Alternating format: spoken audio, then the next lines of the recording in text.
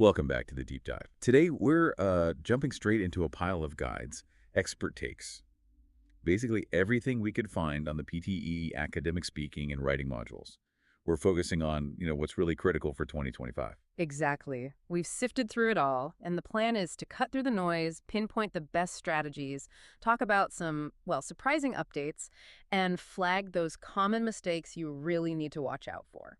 And right off the bat, something that really stands out from this material is um, how linked these sections are. It's not just speaking impacting your speaking score, is it? No, not at all. That's probably the biggest takeaway. How you perform in speaking and writing directly and significantly affects your reading and listening scores too. It's all interconnected. Understanding that seems, well, fundamental for smart prep. Absolutely. That integrated scoring. If you get that, you know where to put your energy. Okay, so let's start with speaking.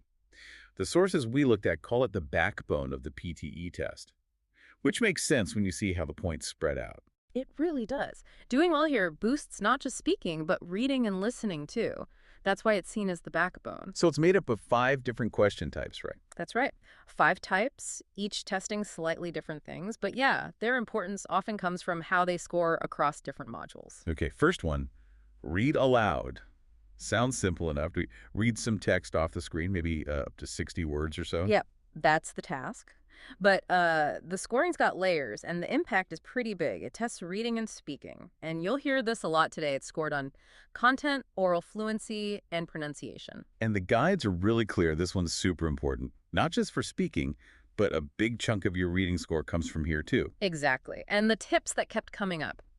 Maintain a moderate pace. This is key. Fluency isn't speed. right? It's about smooth flow. Precisely. Smooth, clear, natural flow. Don't rush.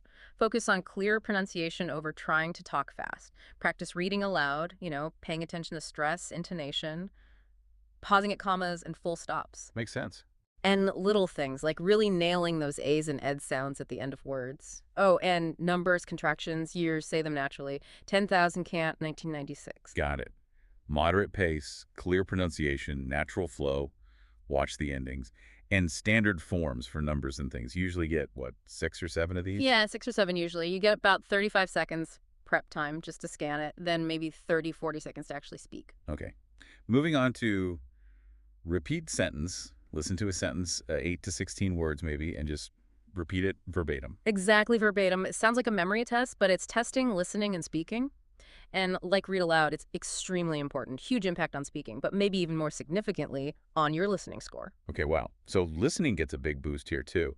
How's the scoring work if you don't get it perfect? Well, perfect gets you full marks for content, 3 out of 3.